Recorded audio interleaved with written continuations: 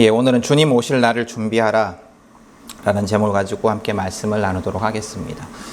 오늘은 우리 교회가 지키는 감사주일, 원래 저희가 11월 마지막 주에 늘 감사주일을 지켰는데 보통은 이제 11월 마지막 주 지나고 12월 첫째 주부터 대림절이 시작되는데 올해는 그리스 성탄절이 주일이라서 좀 한 주씩 당겨진 것 같아요. 그래서 오늘은 감사주일이자 대림절 첫 번째 주일입니다.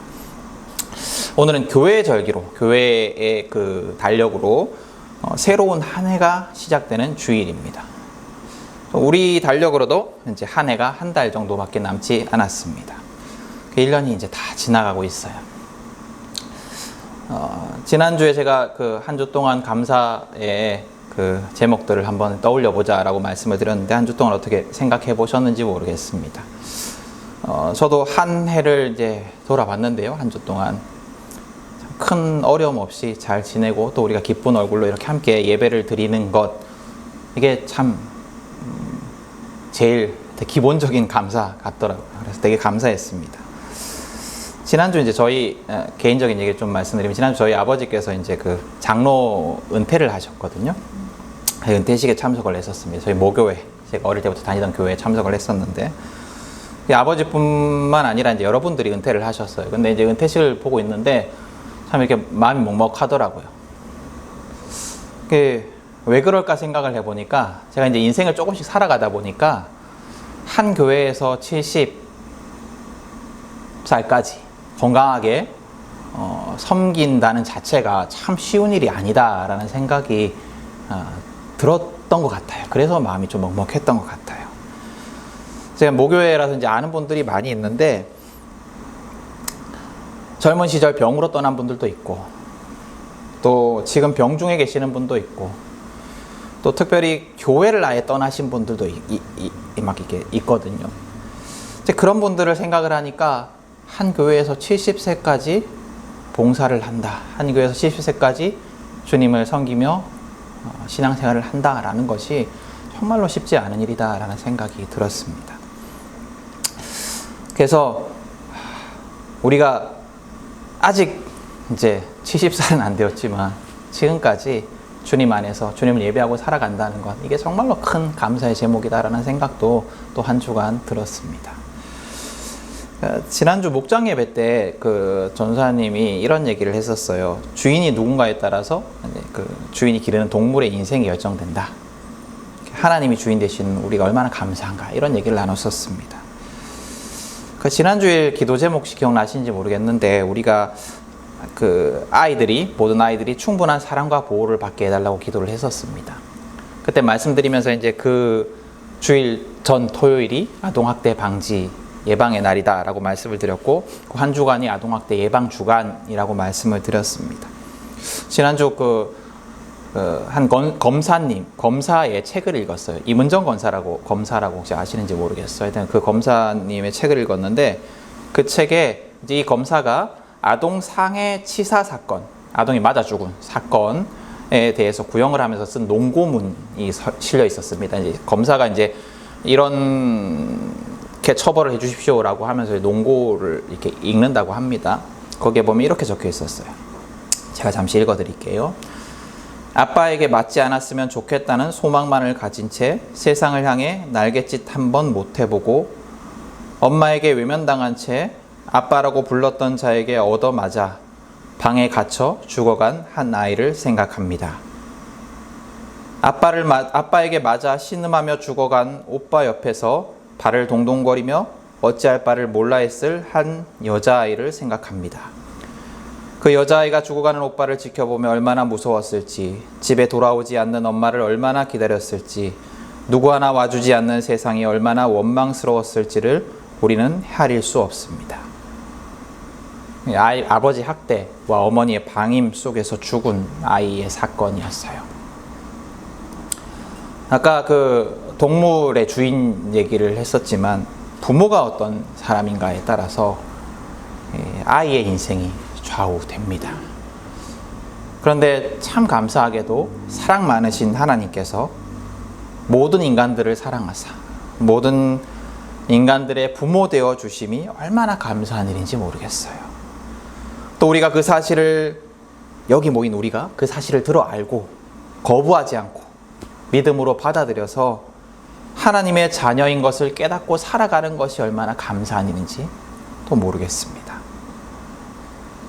여러 가지 우리의 삶에 감사의 제목들이 많이 있을 거예요. 그렇지만 감사주일 특별히 우리 모두가 감사했으면 좋겠는 것은 우리의 부모 되시는 사랑 많으신 하나님 안에 우리가 거하고 있다. 이것이 아닌가라는 생각을 합니다. 그래서 우리의 평생에 우리가 은퇴할 때까지 또 주님을 뵐 때까지 주님을 배울 때까지 평생토록 이런 감사가 끊이지 않았으면 좋겠다라는 소망으로 오늘 말씀을 시작을 합니다. 오늘은 또 이제 대림절입니다. 대림절은 2000여 년 전에 우리에게 오셨던 예수님을 기억하고 또 다시 오시겠다 약속하신 예수님을 기다리는 절기입니다. 승천하신 예수님은 주님의 날에 우리에게 다시 오시겠다라고 약속하셨습니다. 예수님은 이 약속대로 다시 오셔서 죄악에 대한 완전한 심판을 행하시고 또 하나님 나라의 완성을 선포하실 것입니다. 우리 그리스도인들은 그 주님의 날, 주님이 다시 오시겠다 말씀하신 그 날을 기다리는 자들입니다. 우리가 이제 쉽게 조금 이걸 잊어버리고 우리가 죽어 천국 가는 것을 기대하는 믿는 사람들이다라고 생각을 하지만 우리 그리스도인들은 뭘 기다리는 사람들이냐 면 주님이 다시 오셔서 모든 죄악 가운데 승리를 선포하시고 완전한 승리를 선포하시고 하나님 나라를 완성하실 것을 기다리는 것이 우리 그리스도인들입니다. 그래서 매년 대림절기를 통해서 우리는 그 간절한 기다림을 기억하고 있습니다. 오늘 우리가 읽은 말씀은 주님의 날, 즉 예수님이 다시 오실 날에 대한 예수님의 말씀입니다. 예수님은 그 날과 그 시각은 아무도 모른다라는 말씀으로 그 날에 대한 말씀을 시작하고 있습니다. 주님이 언제 오십니까? 그날은 하나님 외에는 아무도 모릅니다. 심지어 예수님조차도, 아들조차도 알지 못합니다. 많은 사람들이 세상의 마지막 날은 아닌데요. 그날부터 또 하나님 나라가 시작되니까, 하나님 나라가 완성되어 계속 시작되니까, 어쨌거나 그 주님이 오실 날이 언제인지를 굉장히 궁금해합니다. 근데 오늘 예수님 말씀에 따르면 그런 관심은 아무 소용이 없어요. 필요가 없어요. 왜냐하면 하나님 외에는 아무도 알 수 없기 때문이에요. 누구도 예측할 수 없기 때문에. 그래서 마지막 날이 주님이 오실 날이 이때다라고 말하는 자들은 다 거짓말쟁이들이에요. 그래서 예수님은 그때를 아무도 알 수 없기 때문에 우리가 예상할 수 없는 때에 올 것이기 때문에 그날을 준비하라고 말씀을 하십니다. 언제 오실지 모르기 때문에, 주님이 언제 오실지 모르기 때문에 그날을 언제나 준비하는 삶, 그것이 오늘 예수님이 이 말씀을 통해서 우리에게 가르치시는 그 핵심입니다. 그렇다면 예수님이 말씀하시는 그 준비라는 게 뭘까? 주님이 언제 오실지 모를 그 주님이 언젠가는 반드시 오실 것인데 그날을 준비한다는 게 뭘까? 뭘 어떻게 준비하라는 걸까? 예수님은 오늘 본문과 또 오늘 본문에 이어지는 그 성경 내용 속에서, 우리 읽진 않았지만 성경 내용 속에서 여러 가지 비유를 드십니다. 그리고 그 비유를 통해서 예수님께서 말씀하시는 그 준비가 무엇인가를 우리에게 가르치고 있어요. 그래서 우리가 오늘 말씀을 통해서 주님이 말씀하시는 준비가 무엇인가를 한번 생각해 보도록 하겠습니다. 첫 번째로 예수님이 말씀하시는 준비는 예수님의 가르침을 따라서 매일매일 일상을 살아가는 거예요. 예수님의 가르침을, 특별한 것이 아니고 매일매일 주님의 가르침을 따라서 살아가는 것이 준비입니다. 우리가 주님이 언제 오실지를 딱 안다고 하면 그 때를 딱 두고 뭔가 특별한 일을 할 수 있을 거예요. 그래서 예전에 무슨 그 종말론 이단들 보면 막 흰옷 입고 그날 주님 오신다 해가지고 흰옷 입고 각 그 다미성교회 교회에 다미성교회 말씀을 드리면 거기 교회 모여가지고 그때 열광적으로 예배를 하고 있었죠. 자정이 지나면 주님 오실 거라고. 그런 일을 할 수 있을 거예요. 그죠? 언제 오신지를 알면은, 그죠? 우리도 뭐 흰 옷 입고 아니면 뭐라도 하고 할 거 아닙니까? 그죠? 근데 알 수가 없어요.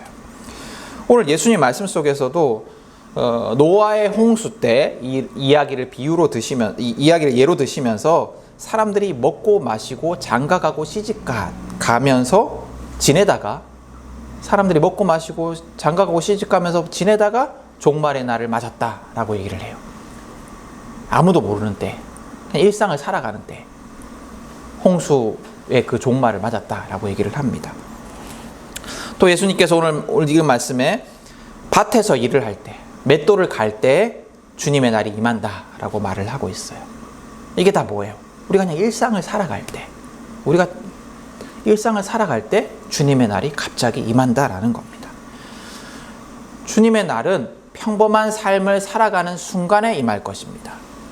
그래서 언제 올지 모를 날을 기다리면서 매일매일 우리가 예수님 말씀을 따라 제자로 살아가는 것, 그게 주님 오실 날에 대한 준비예요. 준비. 특별한 것이 아니고 그게 준비입니다. 만약에 때를 알 수 있다면 그때에 맞춰서 준비를 해도 될 거예요. 그때 딱 맞춰가지고, 그 전에 뭐 대충 살다가 그때 딱 맞춰서 준비하면 될 겁니다. 우리 벼락치기 하듯이. 그때 특별히 더 좀 거룩하게, 성결하게, 죄를 끊고 말씀을 더 가까이 하고, 큐티도 그 전에 안 하던 거 그쯤 돼가지고 막 빡시게 하고, 성경 뭐 주님 오신다는 성경 뭐 10독 100독 못 하겠어요. 막 계속 읽고 있으면 되잖아요. 그죠? 주님의 가르침에 순종하며 살아가면 될 겁니다. 그거 딱 맞춰가지고. 그 때를 안다면 사실 준비는 그렇게 어려운 게 아니에요. 그때가 돼가지고 다 임박해서 하면 되니까요. 뭐 확실한 기한을 딱 두고 그때 오신다라고 하면 몇 개월, 뭐 몇 년, 죄 짓지 않고 순종하면서 거룩하게 사는 거 뭐 어렵겠습니까? 그때까지만 참으면 되는데.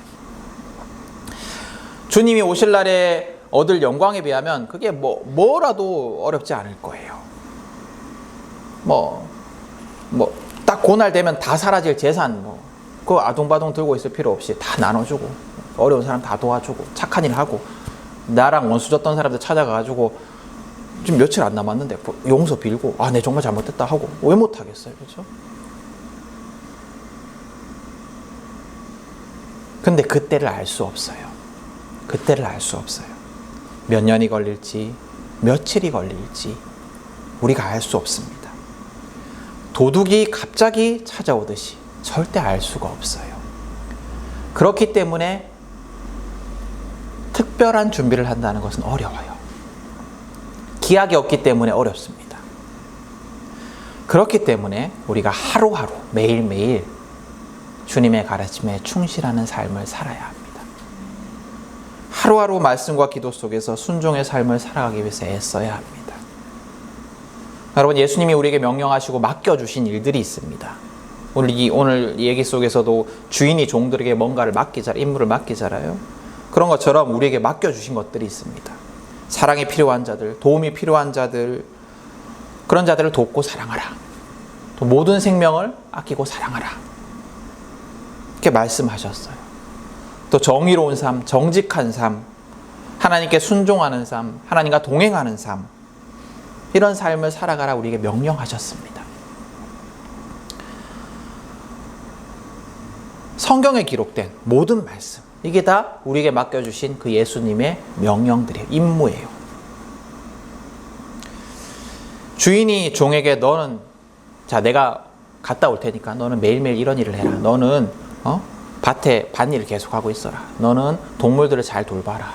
너는 주방 일을 해라. 너는 먹을 것들을 잘 나눠줘라.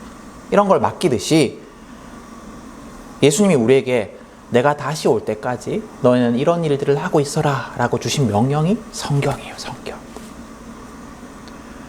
그래서 우리는 이 말씀에 매일매일 최선을 다해 순종하는 것, 또 말씀을 늘 가까이 하여서 예수님이 내게 명령하신 것이 무엇인지를 기억하는 삶, 그리고 그 말씀대로 순종하기 위해서 내 능력으로 안 되니까 기도하고 또 그 말씀대로 살아가기 위해서 애쓰는 삶, 그게 주님이 다시 오실 날을 준비하는 삶이에요.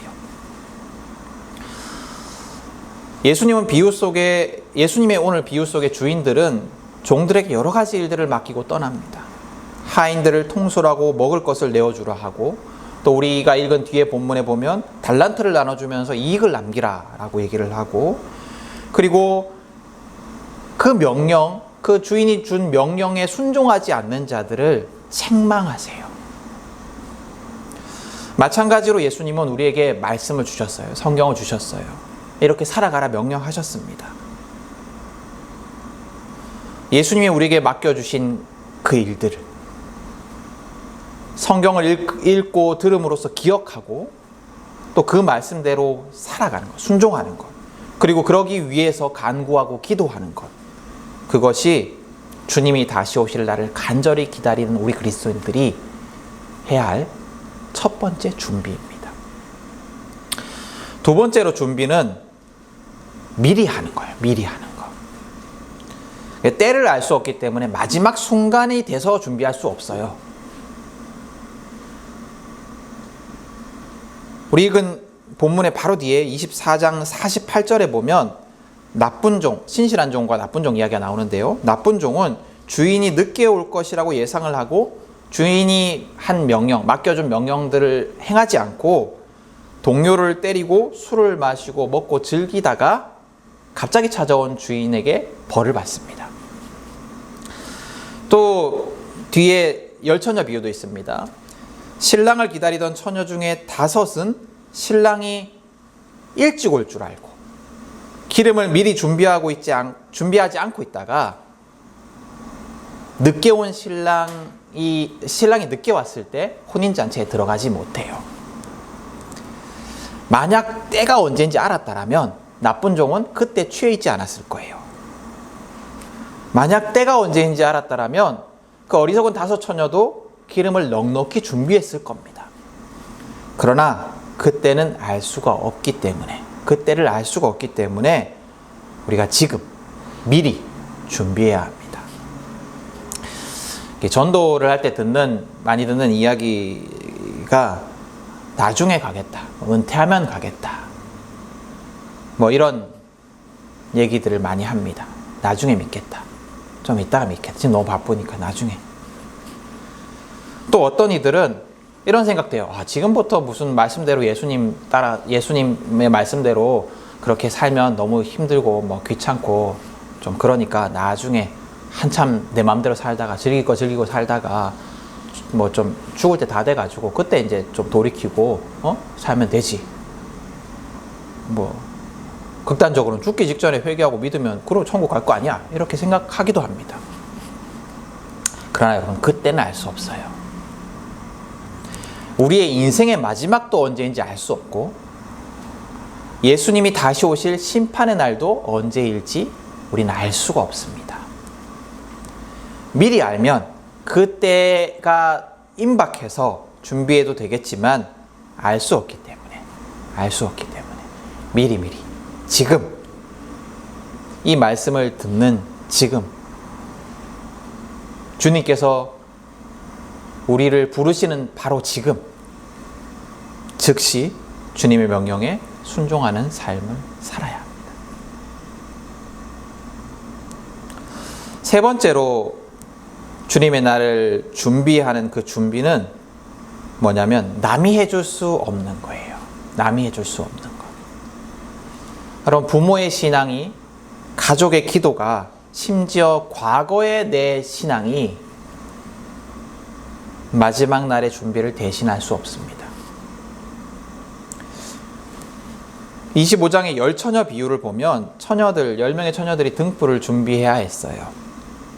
근데 이 당시에 그 등불이라는 것은 이렇게 나무에 이제 천을 감아가지고 기름에 적셔가지고 불을 붙이는 뭐 이런 등불이었는데, 그 적셔놓은 기름이 오래 가지는 않았던 것 같아요. 한번 적시면 그렇게 오래 가는 게 아니었던 것 같아요. 근데 열처녀 중에 5은 여분의 기름을 준비했고, 또 나머지 5은 기름을 준비하지 않았습니다. 금방 올 거라고 생각하고. 아마 신랑이 이 처녀들의 예상대로 일찍 왔으면 아무 문제가 없었을 거예요. 근데 신랑이 늦었습니다. 처녀들은 모두 다 기다리다가 지쳐서 잠이 들 정도로 신랑이 늦었어요. 그러다 한밤중이 되어서 신랑이 왔는데 기름이 없어가지고 불을 붙이지 못한 처녀 그 5이 기름을 미리 준비하고 있던 5 처녀에게 기름을 좀 나눠달라고 부탁을 합니다. 근데 그 기름을 준비하고 있던 그 처녀들이 이거 우리 둘이서 나눠서는 쓸 수 있을 만큼 넉넉하지가 않다라고 거절을 해요. 결국 기름을 준비하지 못한 5 처녀는 잔치 자리에 들어가지 못합니다.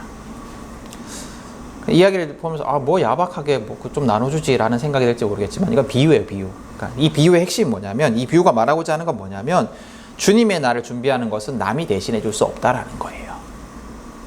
내가 해야 돼요.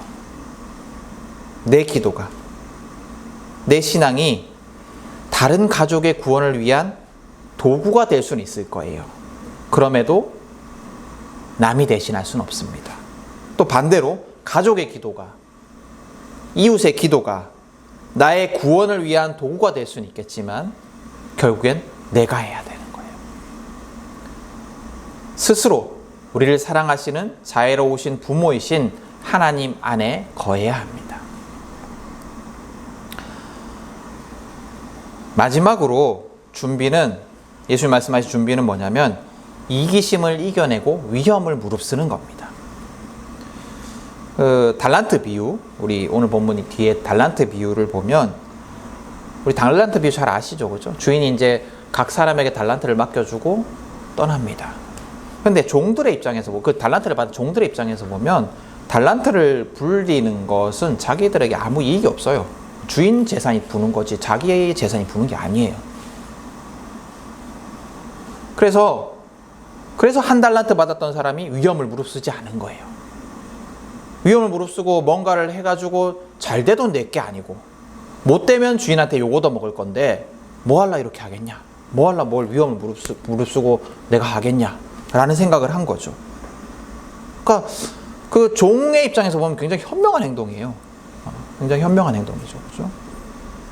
또 우리 읽은 본문 바로 뒤에 아까 말씀드렸던 그 신실한 종과 나쁜 종의 비유에서도 주인이 이제 그 재산을 맡겨놓고 관리하라고 해놓고 떠나는데 주인의 재산을 잘 간수하는 게 종에게 무슨 이익이 되는 게 아닙니다. 주인에게 이익이지 종에게 이익이 되지 않습니다.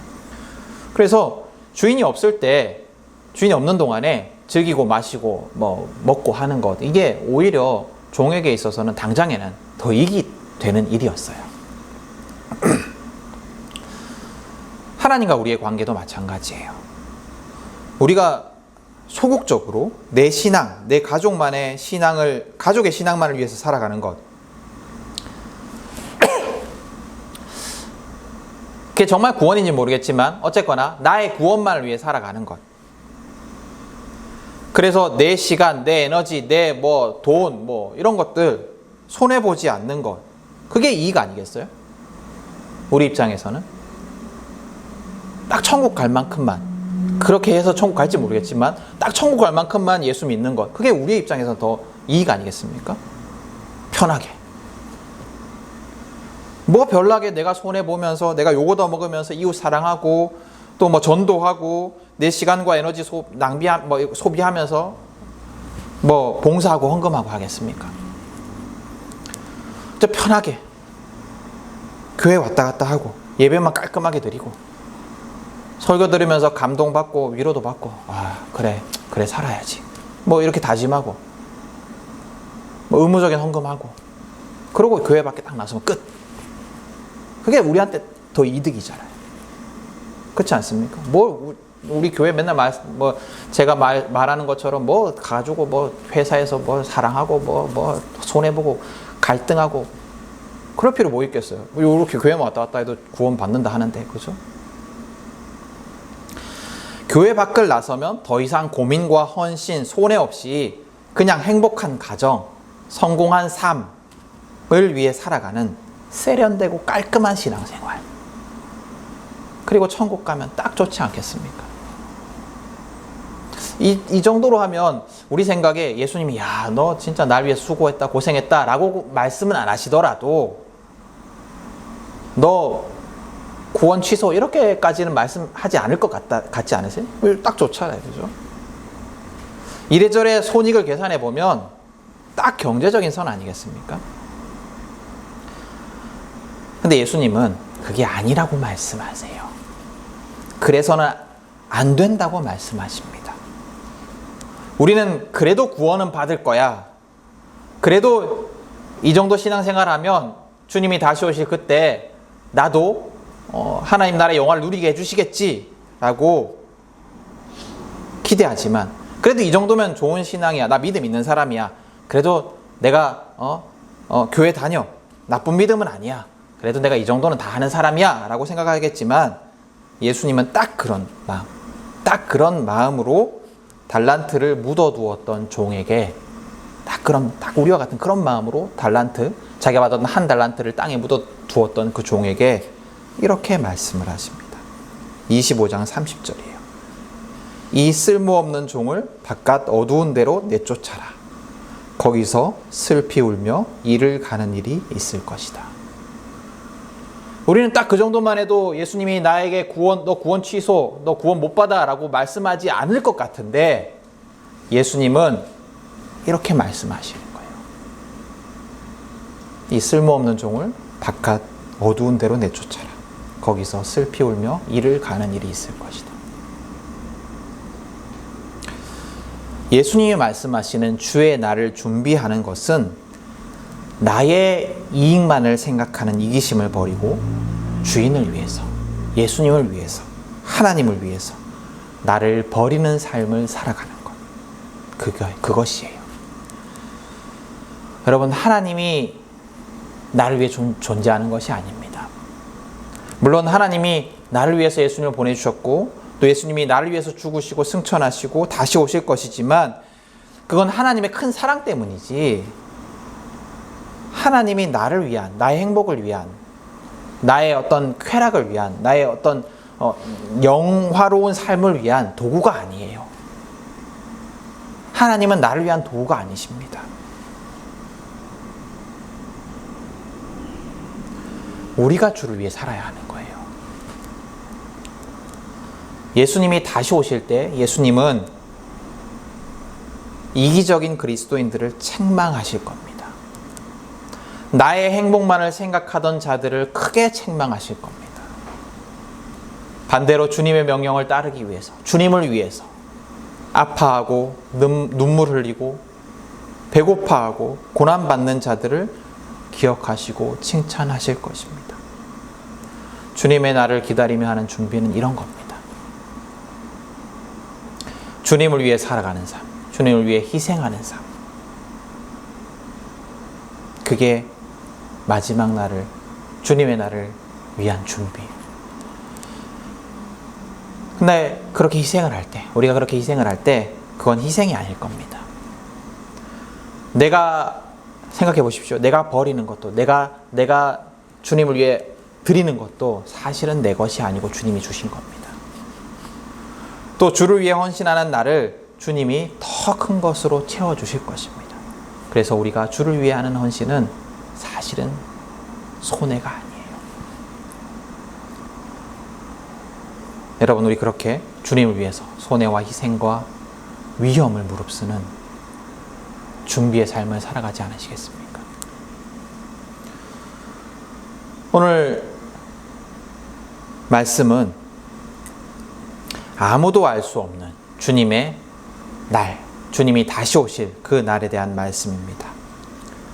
여러분, 예수님은 우리에게 준비하라 말씀하십니다. 주님의 날이 언제 올지 우리는 알 수 없습니다. 당장 내일 올지, 수십 년, 수백 년 뒤에 올지 알 수 없습니다. 그러나 분명한 것은 우리가 예상하지 못할 때 주님이 다시 오실 것입니다. 예수님은 우리에게 그때를 기다리면서 매일매일 주의 말씀에 순종하는 삶을 살아라 명령하십니다. 또 예수님은 기약을 알 수 없는 그 나중으로 주님의 명령에 순종하는 삶을 미루지 말고 지금 미리 준비하라 말씀하십니다. 또 예수님은 남이 대신해 줄 수 있는 준비가 아니니 스스로 준비하라 말씀하십니다. 또 예수님은 이기심을 버리고 주를 위해 희생과 위험을 무릅쓰는 삶을 살아가라 말씀하십니다.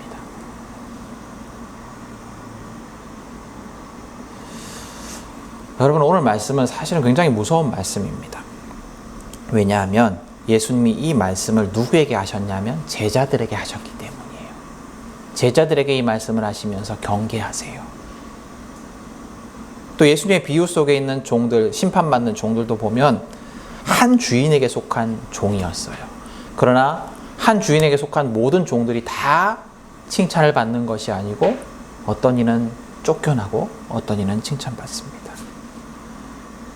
무슨 말이냐 하면 제자 공동체 안에 있는 자라 할지라도, 교회 공동체 안에 속한 자라 할지라도 모두 다 주님의 날에 칭찬받는 자들이 되지는 못할 거라는 말입니다. 우리 구원을 확신하며 교회 공동체 안에 속한 자들 중에 어떤 이들은 슬피 울며 이를 갈게 될지도 모른다라는 말입니다. 여러분, 다시 오시겠다 약속하신 주님의 말씀을 믿으십시오. 주님은 반드시 다시 오실 것입니다. 그 약속을 기억하십시오. 그리고 주님의 명령을 따라서, 오늘 주님의 명령을 따라서 그 날을 준비하십시오. 그래서 간절히 소망하기는 여기 모여 예배하는 우리 모두가 한 명도 빠짐없이 영원히 하나님 안에서 칭찬받는 삶을 살아가는 자들이 되기를 간절히 소망합니다. 또 우리를 통해서 많은 이들이, 모든 이들이 주님 안에 거하는 삶을 살아가는 복을 누리기를 간절히 소망합니다. 주님은 다시 오시겠다 말씀하셨습니다. 그날을 소망하며 살아가는 우리 모두가 될 수 있기를 축복합니다.